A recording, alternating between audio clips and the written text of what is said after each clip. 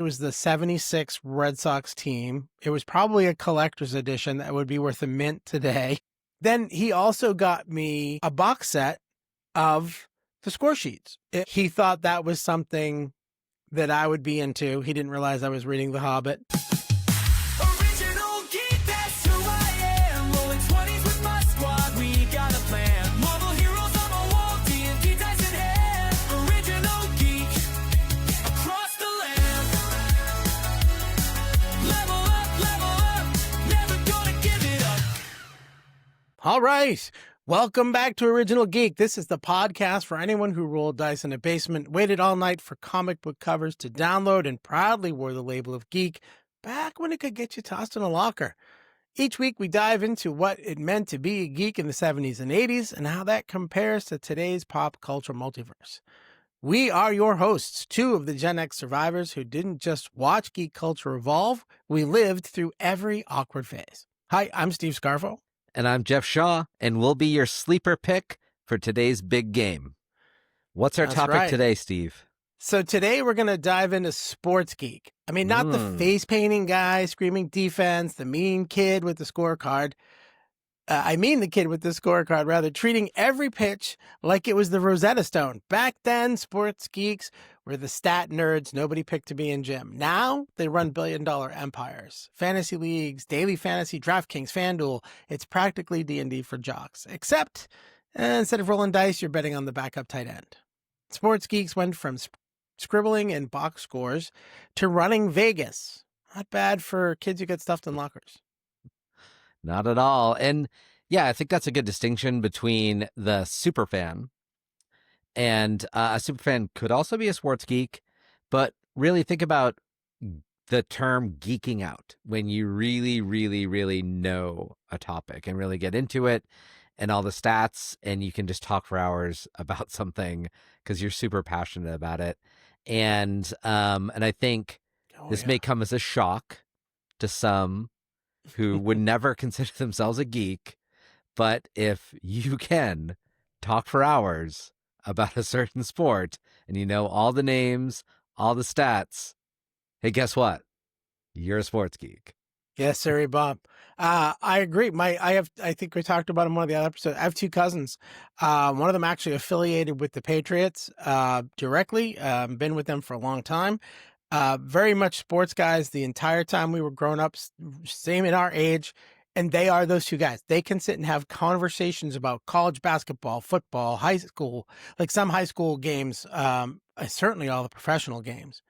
And the way you and I would do movie quotes, they would be like, no, in the third down of the fourth quarter for that particular play, this is what, this is what happened. And they will have it down to the microsecond memorized. Yeah. So sports 100%. Geek. They would never call themselves a geek, probably. Yeah. But that's exactly what that is. Like, knowing all of that is no different from knowing everything about Marvel or DC or Dungeons and Dragons. Yeah. It's no different. If you can quote the stats of a D&D spell or a running back from 2 years ago, both of those require a single-minded focus. They require you to be all in on the data, and the interest level is surpassing everything else, right? I just saw a video that was kind of supposed to be kind of knocking on men. It was just a social media clip, and it was, this is how every guy is. And it's supposed to be him on a quiz show. And he's like, and I don't know if this is one that we both got sent, but he's asked a question about what was the sign for run to the third base in high school. And he's like in his 40s and he's like, and he does the moves. And what was the stats for this? And he's whipping them off, and they ask him for his anniversary, and he can't remember it. Right. Because that's his thing. Nice. Yes. Exactly. It was perfect. Yeah, so I actually was not a sports geek until about 15 years ago when I started playing fantasy football with you. Yeah. I was a fan. I was a sports fan. I was a fan mostly of the NFL, but also other sports. I watch the Olympics. I enjoy sports. But I would not have called myself a sports geek because I wasn't that person who could spout out the stats and could quote things of what, players or coaches, famous sayings or what. Like, I couldn't do that. I was just a fan, a casual fan. Yeah. Same. I became I became a fantasy football sports geek 15 years ago, and then that's just gotten worse because I listen to fantasy football podcasts in preparation for the fantasy football season. So, yeah. So, shout out to the Fantasy Footballers podcast. I listen as I prepare. So, for my fantasy football season. Yeah. I play cards, as you know, with a bunch of comedians who would never call themselves geeks, but are some of the biggest sports geeks. These are guys who are actively on these sites. And so I do get some of my info from them during our poker calls. Like, hey, what are two of the guys, Kevin and PJ, were talking about keeper leagues and which guy they were going to pick and who they were going to protect in which round. And I was like over there taking some notes about, I'm not going to tell you now because we haven't drafted yet, but I did get a lot of, there's a lot of ways that people get this information. And I was the same as you. I grew up with a family that watched baseball, specifically the Red Sox, and again, watched football, specifically the Patriots.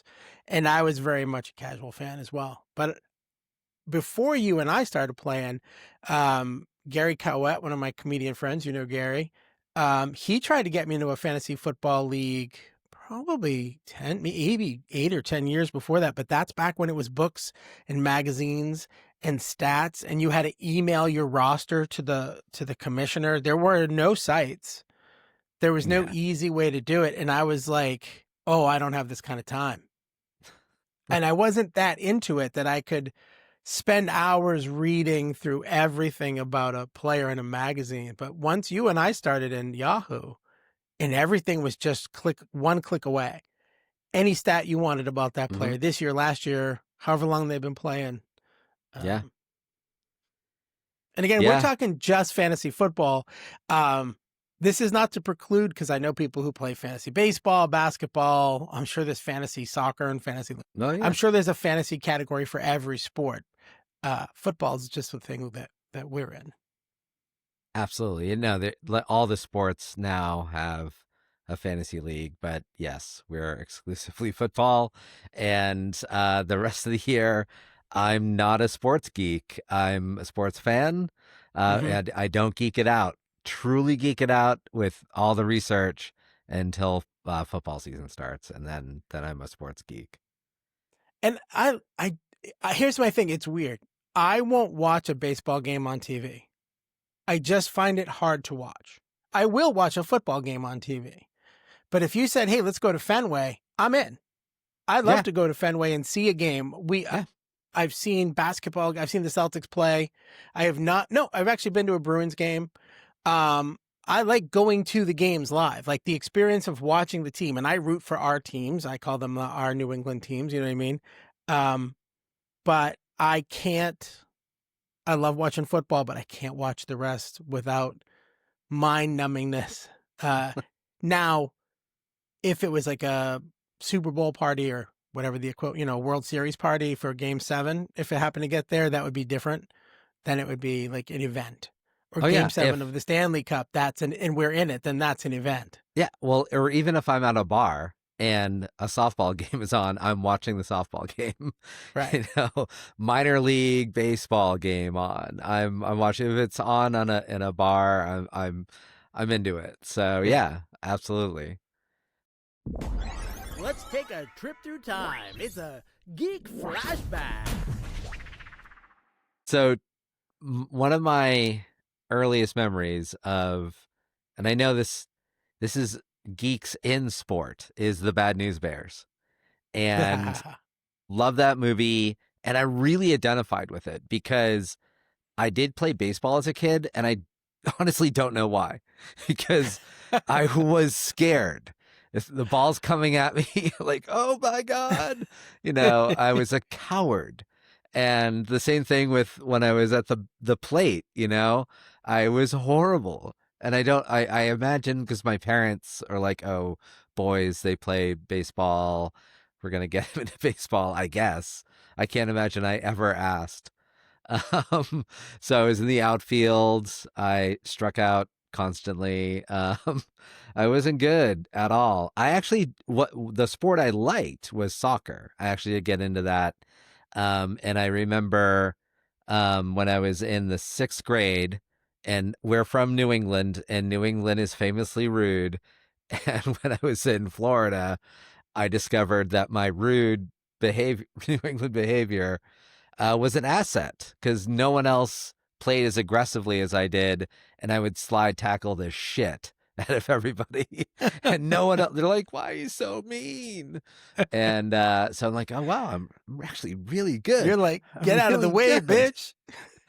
So, not geeking, just a fan. But man, the Bad News Bears, like that combo of geek and sports, and that really was an influential movie on many movies thereafter. Oh yeah. The Mighty Ducks, right? I mean, that's essentially the same Essentially the concept. same movie, right? Yeah. Yeah, So, it's the Bad News Bears on Ice is what that yeah. one is. But and that was a great movie too.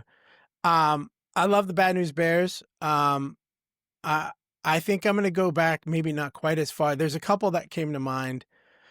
I was focusing on Major League at first, but then when you said Bad News Bears, it made me think of The Sandlot, um, Yeah.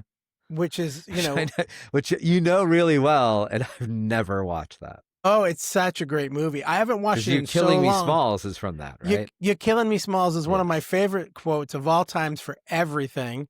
Yes, I Um, know. and it's to the point where my kids who don't even know what it's from will say, "You're killing me, Smalls." And it's one of my favorite. It's this, it's sort of a Stand By Me without the dead body level of sort of, you know, preteen, early adolescent kid camaraderie, and focused around the game of baseball. Major League, again, another movie that I love to quote. I think everybody does the euchre just a bit outside, you know what I mean? Yeah. Which is straight from Major League, but there's another line. They're in a restaurant and um, what's his name? I can see his face. Not Martin Sheen's kid, Charlie Sheen. He's playing like a young upstart. He's supposed to be like a rock and roller baseball player and just a hard ass. And somebody's given one of the other players shit. And just, I think it's a guy who's like sleeping with his wife or something. And he just walks up and in the middle of a really nice restaurant, he's got black t-shirt with sleeveless. He goes, "You want us to drag him outside, kick the shit out of him?" And I don't know why it's such a throwaway line. I friggin' love it. But those are the things, as I think about being a sports geek specifically, isn't necessarily about the sports part of it, which maybe this is a cheat, but those are elements of our childhood, my childhood, that I look back on fondly, and it's because of these characters and these other elements.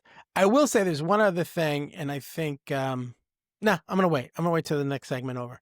Okay. There's one more thing I was gonna talk about, but yeah, I love those movies. I actually did play baseball as a kid. I played football in high school. I did collect baseball cards, mostly because I think most of the other kids were doing it.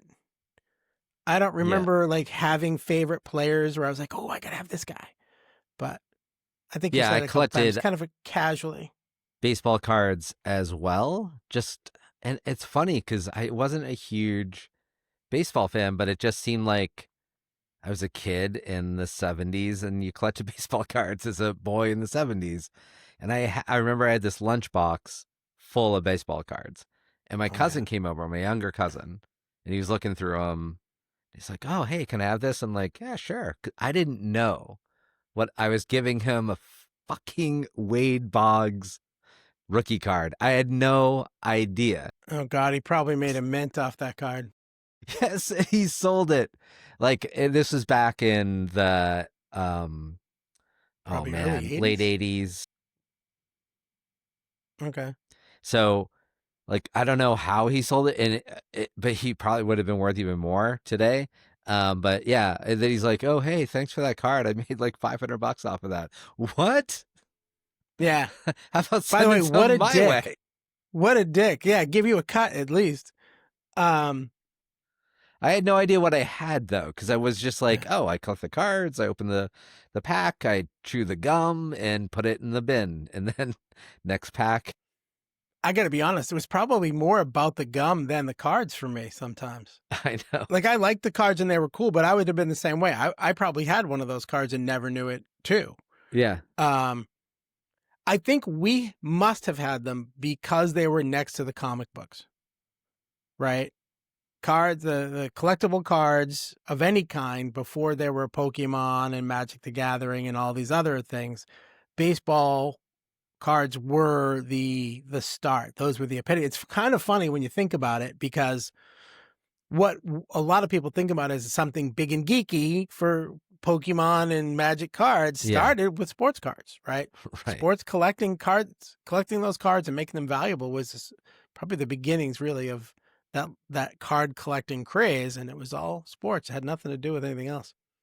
The fandom is divided. It's time for Geek Court. Right. What's our topic? So, fantasy sports. We've been talking about how geeky it is. Mm-hmm. Is it really part of geek culture, or, just some gambling with extra steps involved? So it is indeed part of geek culture. It's funny because it doesn't seem like it belongs there. But then those of us who play fantasy sports are reminded that we are geeks. So for instance, my parents, who are real sports fans, not fantasy sports fans, when we're over there, and my wife is part of our league, my sister, her husband. So there's 4 of us, and we'll be at a family gathering and we'll be talking fantasy. 4 and of the 6 adults will come over adults. like, "Are you talking about fantasy football?" Like all judgy. And like, yeah, like Jan's not a fan, huh? It's not real football. But the thing is, that's like, she's just one example of many, many people out there. And sneak preview. We're going to be talking about the league later in this episode. In the league, those of you who know it and are fans, you can see that too, where those characters seem cool, but then they encounter a bartender who doesn't care about fantasy sports, girlfriends. Like, if you don't care, you're super judgy about the people who play fantasy sports, and then you're also getting judged by all those people who just make fun of sports fans in general. Because this happened on a work call, and someone just posted in the chat like, "I love sports," and they're clearly like making fun of anyone talking about sports. So we are geeks because we geek out about this thing. We get to know far more information about a sport than we would ever need to know just to be a mere fan of the sport. And we get made fun of people who like the sport and people who hate sports. So we're pariahs, and that makes us geeks. Yeah, I don't. You said that someone posted in your chat on the work call, and it came out a little bit different. But I've heard people go, "Oh, yay, sports!" Like, because they just don't give a shit about anything sports related. But I think I'm on the fence, because are we geeking out about the process of the player pick? So if you've never played a fantasy sport, I doubt this is people who are still with us 20 minutes into a podcast. But if you're listening, just to see how geeky we can be about it, fantasy sports, you pick players from multiple teams to be on your quote unquote team, and how they score in their real game affects how your team scores in your fantasy game. And is it the process of building a team and following players and assembling, are we sort of a pseudo GM, right? I mean, you really are. Everybody who has a fantasy team knows what it takes to build a squad and how easily that can be destroyed by one injury, either small or big. But is it the process of doing that that's geeky, or is it the whole idea that there is sports geeks? It's a pretty soft knock on the against side for me, but I wonder, is it truly sports geeks? Because I do think there are sports geeks, but I don't know if fantasy sports is more about the fantasy or the sport. In either case, it's geeky because, like you said, if it's like fantasy, and that's what makes it geeky, tick. We got that box ticked. It's geeky because it's fantasy. It's make believe, and that you care about this fictitious thing, just Right. like when you're role playing or playing a video game. Or it's geeky because you're actually geeking out about the stats and the players and the history and getting to know things on a far deeper level than you ever would need to as a fan, as a casual fan. I think, like I said, it was a soft against for me, and I do have that question in my mind still, but I think this is solidly on the 4. It's geeky. I think Yes. that's where this lands because it is it's the act of hyper focus on specific parts of a niche thing, right? That's geekiness, and that's what we do. Yeah. There's no hooray sounds for you, just for the record. But I think that does pretty neatly drop us into the basement, where I think we're gonna have some other stuff we should be talking about. Dust it off and geek it out, because it's a basement treasure. They're digging in the wrong place. These basement treasures get me so nostalgic about things that I don't have anymore. And it's funny because we moved around a lot. I moved around a lot as a kid, and I feel like that's why I lost so much. But I remembered geeking out about these NFL pencils in the 5th grade. I don't know if any other listener ever had this at their school, but at my school, you could, I think it was only like 10 cents. I go down to the office and they had these pencils that you could buy, and they were NFL pencils, and I was trying to collect all the teams. Like the teams were stamped on the side. Yeah. It was a pencil that was themed to like the Raiders or the Redskins or the Patriots, and had the logo, and it was painted in the team colors. And I distinctly remember this so clearly. And it was I think I remember this, actually. I loved collecting these pencils. And that's my flashback, because my basement treasure, because, and I wish I still I wish I still had them, it's kind of cool. Like some of our other treasures that they're gone. I mean, I can't dig them out, so they're gone. I actually think I remember those. When you first mentioned it, when we were talking before we started, I was like, huh. But then just now when you were describing with the different colored paint, I have this image of like a blue pencil with a logo on the side, like a team logo. I thought that when you mentioned it before, you were talking like it was just generically NFL. And I but almost no, they feel were specific like, because it was such a teams. quest to get them all, I almost feel like it was in like one of those coin operated machines. And I didn't have, so I'd use whatever allowance I made to get some change and put it in and try to get all the teams. Like I seem to remember that being, a thing. Because otherwise, it would have been easy to get all the teams if they had just been laid out in front of me. Like, which one do you want? Yeah, All I of need a them. Jets and a Patriots. That's cool. I like that one. So for me, and not because we moved a ton, but again, as a kid, I was a sports fan. I liked sports. I played some sports, but I was never the sports guy. And as geeky as I was about other stuff, I was never sports geeky back in the day. But I remember my grandfather. Now, this had to be, I want to say 1976. Okay. Because the Red Sox, I believe before their most recent win, I believe it was in 04. the end of the dry spell, if you will. They either went to the playoffs or they won in '76. And here's the deal. This is how much not a sports geek I can be. I don't know. I remember it being 1976. I remember Carl Yastrzemski was on the team. I remember that my grandfather loved him as a player, and he gave us a book that I think was like, I don't think it was Life, but you know how Life magazine used to print these books? And it was like just that topic. Yeah. And that's what it was. It was the 76 Red Sox team. It was probably a collector's edition that would be worth a mint today. It's the sports almanac from Back to the Future that Biff steals. That's what I should have had in my hand without the future telling part of it. But then he also got me a box set of the score sheets. It was watch the game, and it was literally just a 9-inning grid, and you could mark strikes and balls. And he thought that was something that I would be into. He didn't realize I was reading The Hobbit.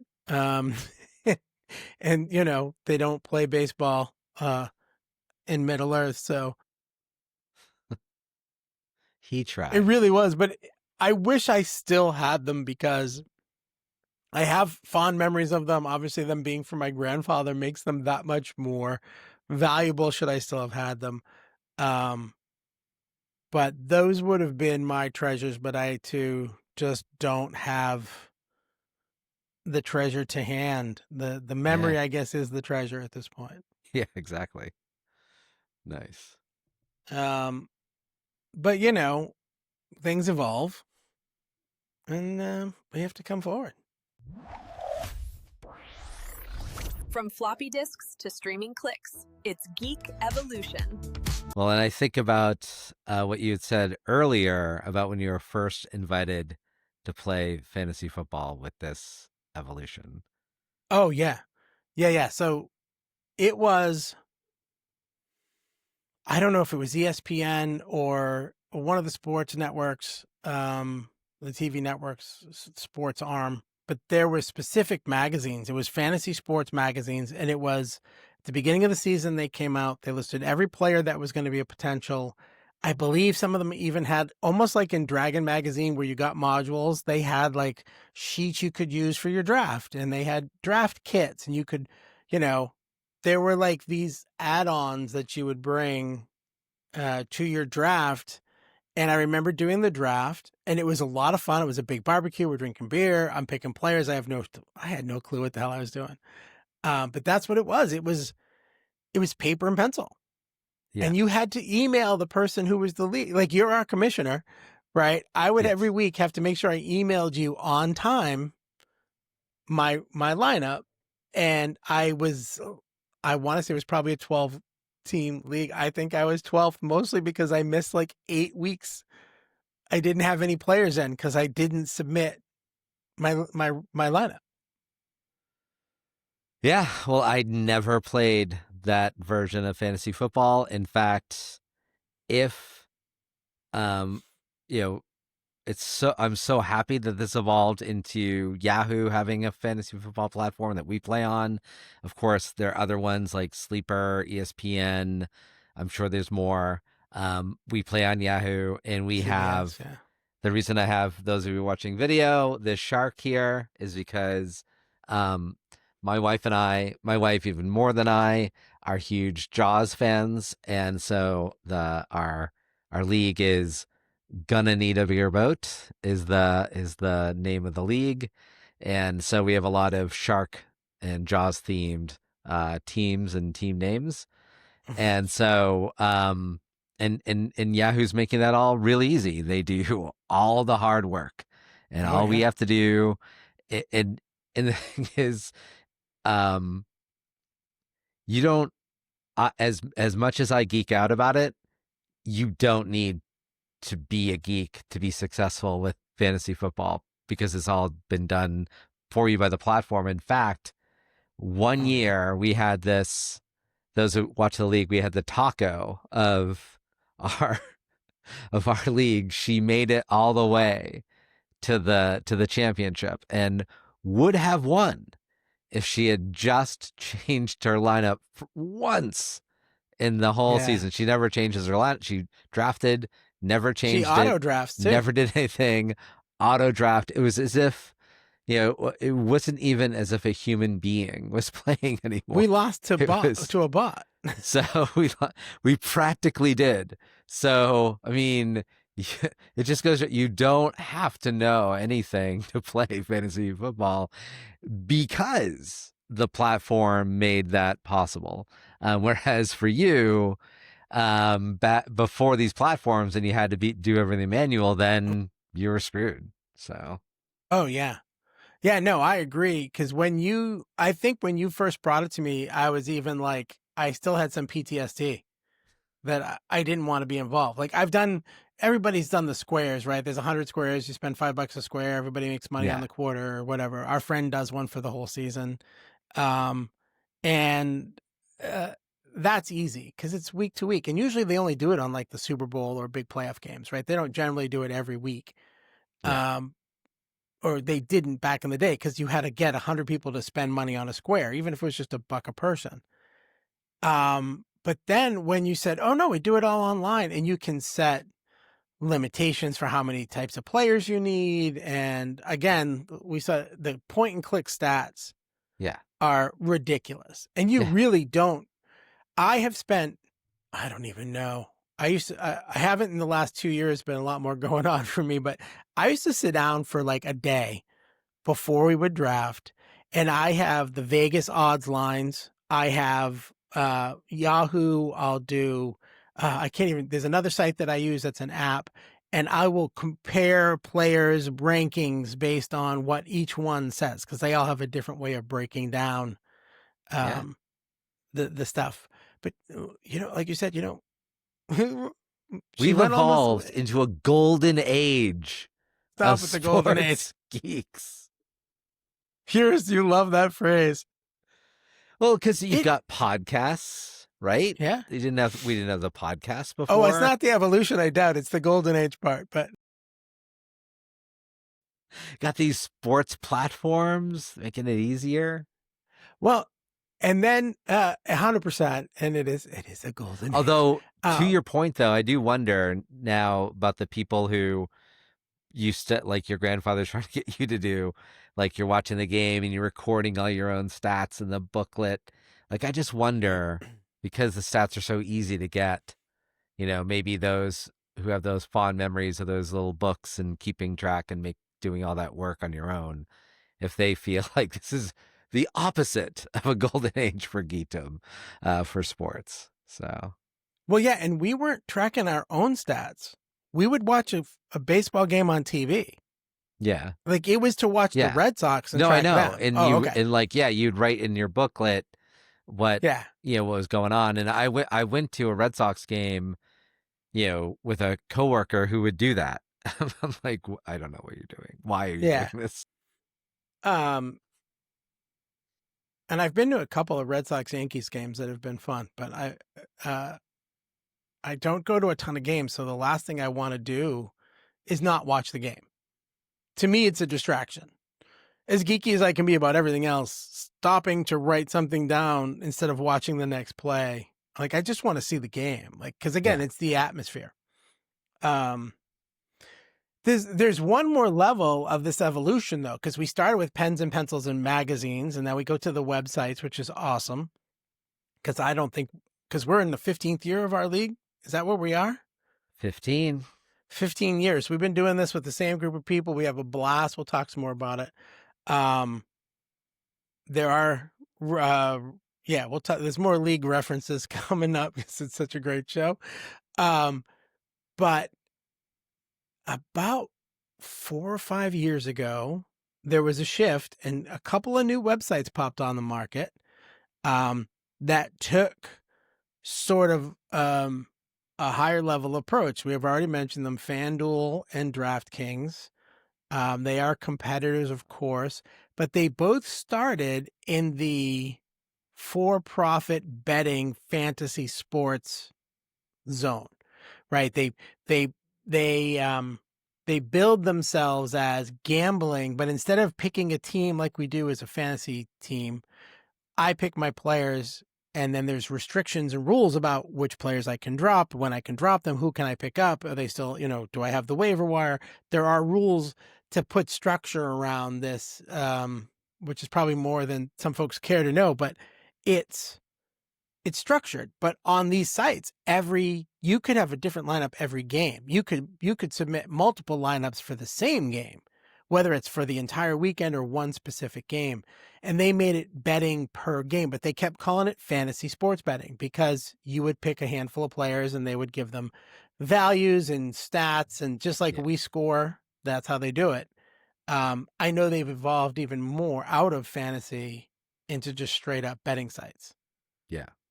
I'm not sure what the legalities there are, because there used to be like poker websites that you could bet and play cards on for real money, but those are shut down. But somehow DraftKings, you can do prop bets on DraftKings. I haven't checked FanDuel, but on like you can say this one player is going to get more than 50 yards in that one. Like it's just a straight proposition bet. I'm going to bet $5 versus 50.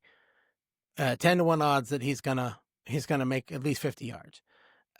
So I don't know when we went from picking players on a team to straight prop bets, but it has really evolved into essentially kind of an online casino situation. You kids don't know how good you've got it.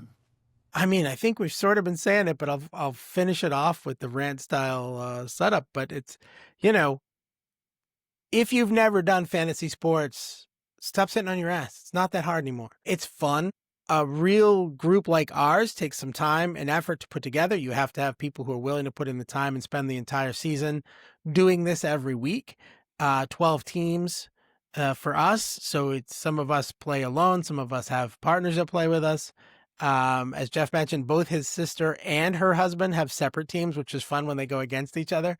But get out and give it a shot.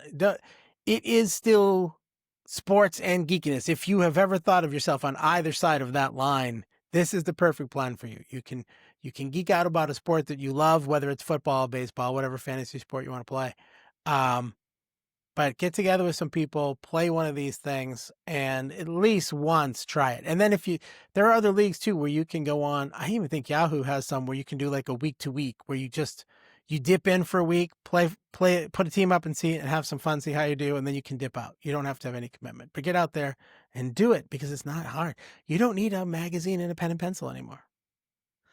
No. And if you have been that fan who's been on the fence, give it a try because one thing I do like about it is I care more about the games that the Patriots aren't playing. Patriots are the team I primarily root for.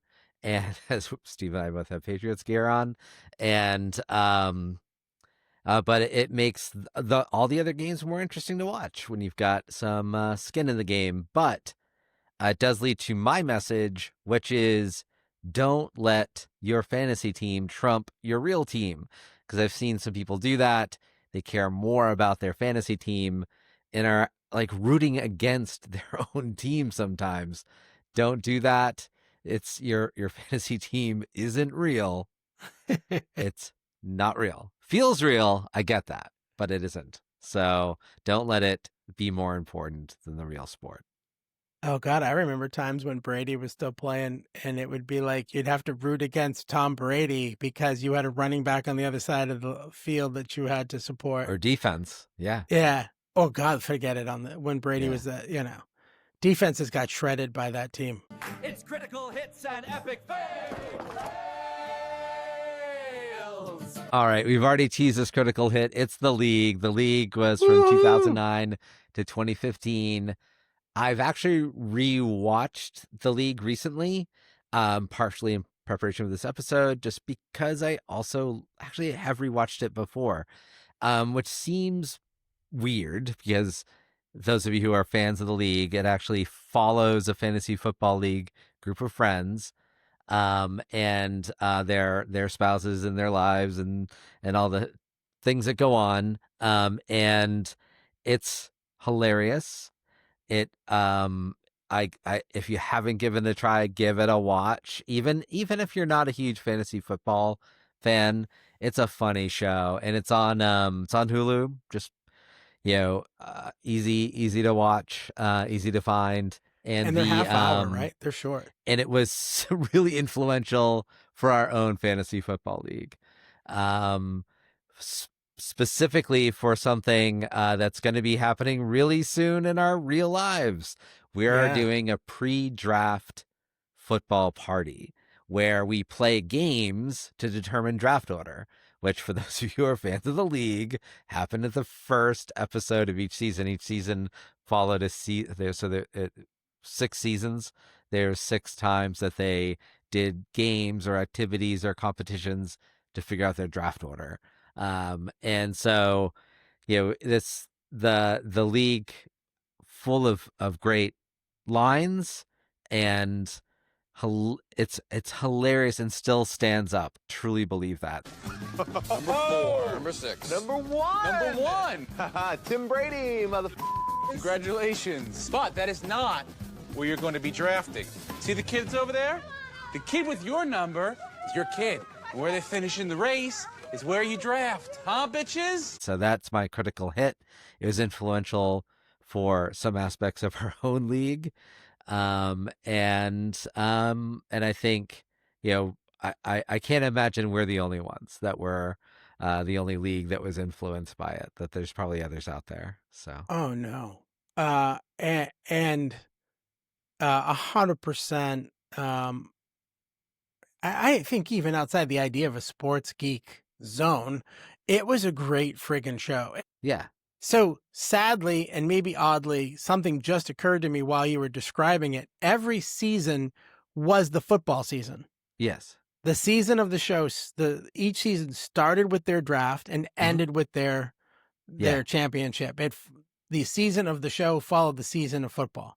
And I don't know why I never consciously made that connection until just now. I guess was too busy. And it was actually really brilliant how they structured it, because of how quickly they had to turn around. And I know that a lot of their dialogue and scenes were improvised. These were strong improv actor comedians, and so they're able to do that. But because they had to, they had to write basically a story arc for their season, but leave lots of gaps for what actually happened in the course of the season, because they did not want to happen is for in episode 8 to talk about a player that was injured and no longer available. So they had to be able to act in real time during the season, so that they would talk, oh my God, I can't believe what happened to Ben Roethlisberger. And you're watching oh my God, that just happened. How'd they fit that in the episode?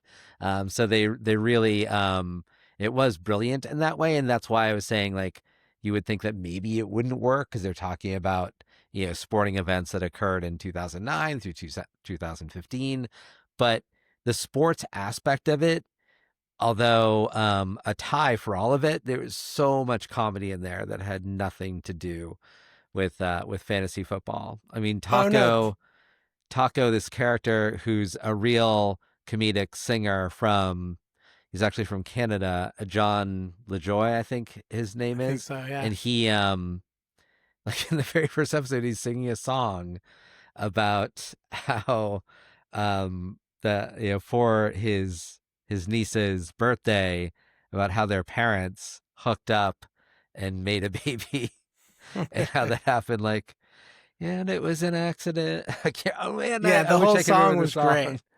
Go listen to it. If I can get the link in, I'll link a bit to it towards the end of the episode. But yeah, I think the point you just made is perfect, because it is about the league, but it's about the characters, right? And so I think the reason why they didn't need a ton of true football stats, so they could work in the real stuff when they needed to and highlight the players who were hot each year.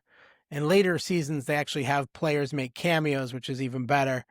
But this was sort of archetypal characters. You had the guy that was married and in a sort of normal relationship, the guy who just got divorced, the Taco, who's the burnout character. Rafi comes in, who's just a psychotic, crazy person. and I can't think of that actor's name either, but I love him and everything. He's pretty much the same actor, or the same character. Yes. But he's Pimento in Brooklyn Nine-Nine. Yeah, he is that guy, but he's hysterical as that guy. And he always says the most rude and I forgot it was on FX when it aired. So even though it's from 2015, it's a little more raw language wise. What I just was again in the beginning of episode 1. The character. I can't think of the actor's name. He went on to do his own show, but he's talking to his kid, and the winner of the leagues. It starts off with him giving a video to everybody about how they're gonna, suck, and he's gonna be awesome. And he's looking down at his kid, and he goes, "Daddy's friends think they're gonna go balls deep in him, but he's gonna go balls deep." And he's like saying this to his kid, and it's so wrong. It's right. Yes. So an absolute, it's a home run of a hit, Jeff, if I can extend our geek sports metaphor Yeah. a little bit. And it makes it me even geekier to extend that metaphor that way. But the other thing, I think they had a trophy, and I think this was also the inspiration for our Orca trophy, right? So they had a trophy called the Shiva. Mhm. And that was, if you've ever played fantasy football or sports, typically what you have, every league has their own thing. And whoever wins it gets to be the owner of it for the year. And then next year it changes hands.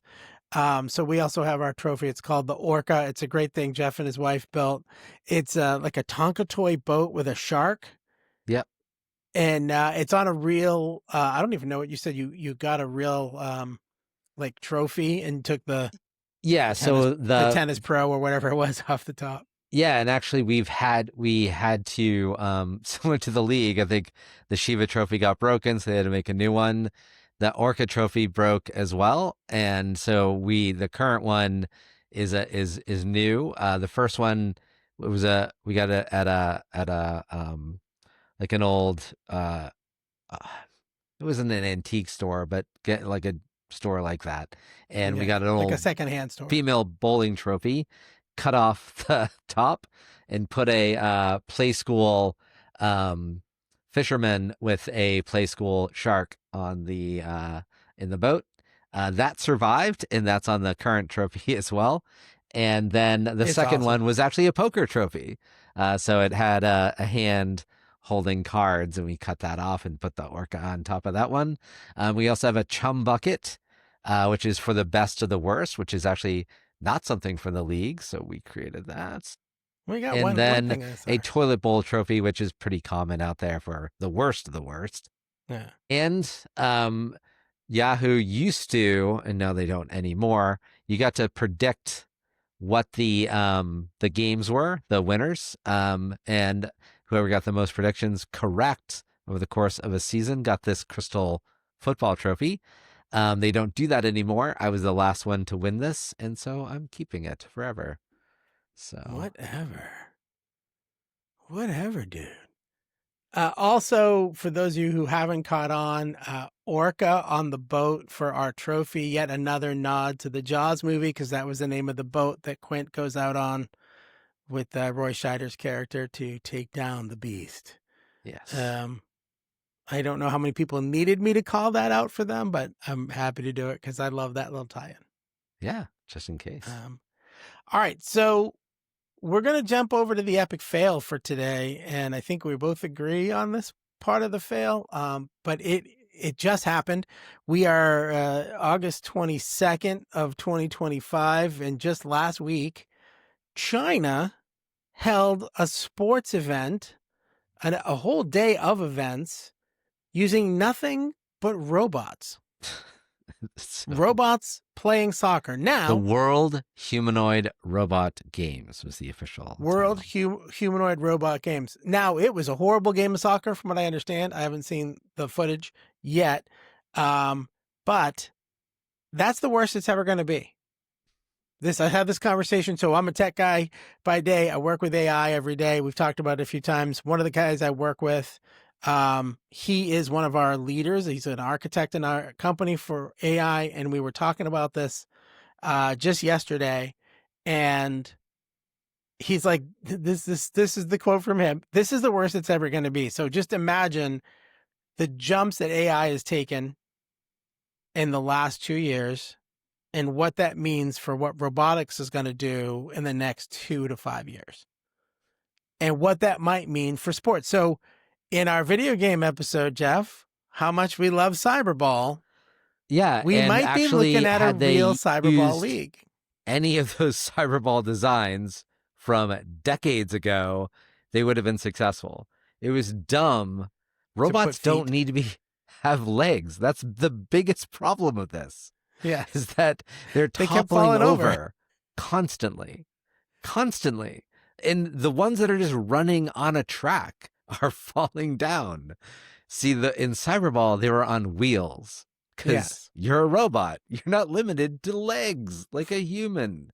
So dumb. Yeah, we can't put a rollerball I think on the our only butt. thing that'll make this better is if they get rid of the humanoid part of it and just have robot games and actually let the designers go wild. I think having legs isn't necessary. Well, and I agree, especially in the sports aspect, right? I think they are trying to soften the blow a bit by making them look more human. But also, yes, they were the world humanoid robot How games. dare they? but Rosie, that's very anti-Rosie the robot from the Jetsons. This She is didn't have true. legs. She had the She big need rollerball. legs. Legs are dumb. But the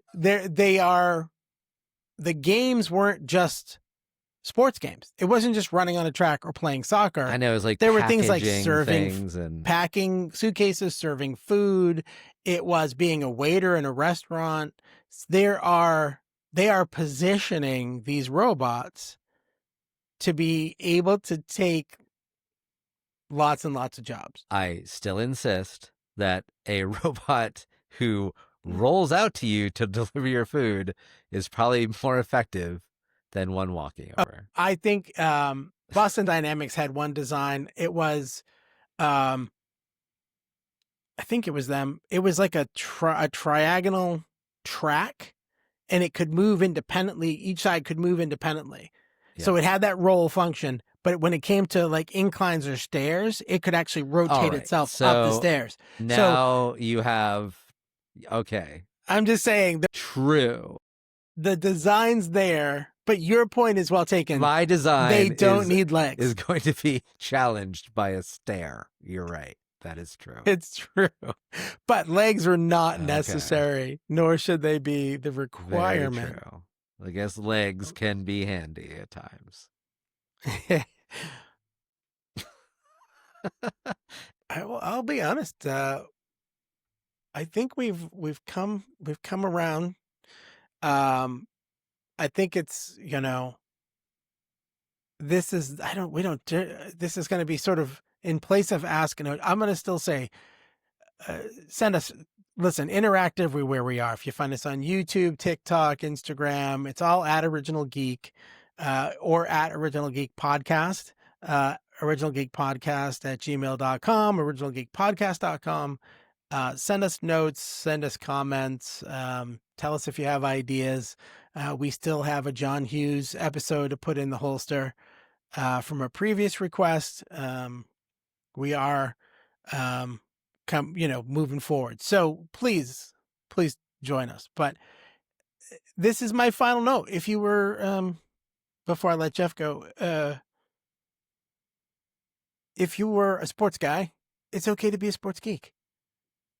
It's not, I say this in my acting, it's 2025. Everybody can identify as a geek these days. It's okay. Yeah. Everybody has their thing. It doesn't have to be the traditional 80s outcast. You just love one thing so much that you know more about it than anybody else to the point of obsession. And that's all that makes you a geek. And if you love a team, you love a team. Geek it out with your bad self. All right, I thought you were going to have more. That's it. That's it. Short and sweet. I like it. I'm too long-winded sometimes. So, yeah. Check me out, stevescarfo.com. Come find me at a stage near you. And we'll see you guys on the next one.